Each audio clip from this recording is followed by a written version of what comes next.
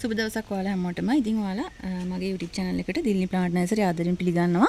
ඉතින් වෙනදා වගේම ලස්සන plant එකක් ගැන තමයි අද මම කතා කරන්නේ. ඉතින් ඔයාලා මේ දකින්නේ මෙන්න මේ plant එක. ඉතින් මෙයාගේ නම තමයි peacock ginger. ඉතින් ඔයාලා හැමෝම දන්න එක්කෙනෙක් නේ මෙයා. ඉතින් මෙයාගේ ලස්සන චූටි දම්පාට මලකුත් හැදෙනවා. මේ වෙලාවේ නම් මල පර වෙලා තමයි තියෙන්නේ. ඉතින් මෙයාගේ තව වර්ණ වලින් දකින්න තියෙනවා.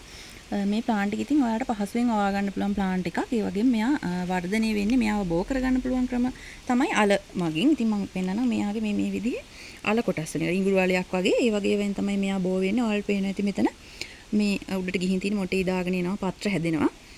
ඉතින් මේ වගේ එකකින් ඔයාලට පුළුවන් දැන් මම ඒ වගේ වෙන් කරගන්න ගත්ත පොකුරක් තමයි මේ තියෙන්නේ සම්පූර්ණ ප්ලාන්ට් එකක්.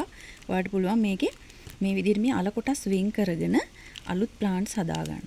ඒ කියන්නේ මේක ඔයාලට සම්පූර්ණ පොට් එක පිරෙන්න අවශ්‍ය නම් මෙහෙම ලොකු පොට් එකකට දාගන්නත් පුළුවන්. නැත්නම් මේ විදිහට අල කොටස් ඔයාලට වෙන් කරගන්න පුළුවන්. වෙන් කරගෙන වෙනම හදන්න පුළුවන්. ඉතින් අපි බලමු එයාව හදන්න සුදුසු මාධ්‍ය මොනවද කියලා. ඉතින් එයාලා ගොඩක් වෙලාවට කැමති මේ ලිහිල් මාධ්‍යයකට.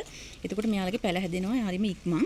ඉතින් මේකට ඕගොල්ලන්ට පුළුවන් මතු පිටපස් කොම්පෝස්ට් පොහොර වැලි වගේ දේවල් යොදා ගන්න. ඉතින් කොහොම හරි ඔයාලට හොයාගන්න තියෙන මාධ්‍යයක් පහසුවෙන් හොයාගන්න පුළුවන් දෙයක් යොදා ගන්න. ඉතින් ඊට පස්සේ මේ කොටස් අපිට මේ විදිහට හිටව ගන්න පුළුවන්. ඉතින් කාලෙකට තමයි මෙයාගේ ওই පත්‍ර අපිට දකින්න ලැබෙන්නේ. කාලෙකට ඒ පත්‍ර ටික හැංගිලා ගිහිල්ලා අල කොටස් තමයි තියෙන්නේ. ඊට පස්සේ නැවත මේ විදිහට වර්ධනය වෙනවා.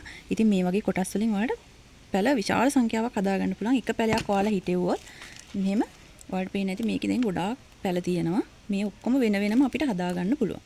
ඉතින් ඔයාලගේ ගෙවත්තට එකතු කරගන්න මෙයාව හරිම ලස්සන ප්ලාන්ට් එකක්. තව වෙනස් වර්ණ වලින් දැන් මෙයා දකින්න තියෙනවා. ඉතින් හරිම පහසුවෙන් හදාගන්න පුළුවන් ලස්සන ප්ලාන්ට් එකක්. මේක ඉන්ඩෝර් ප්ලාන්ට් එකක් විදිහටත් භාවිතා කරන්න පුළුවන්.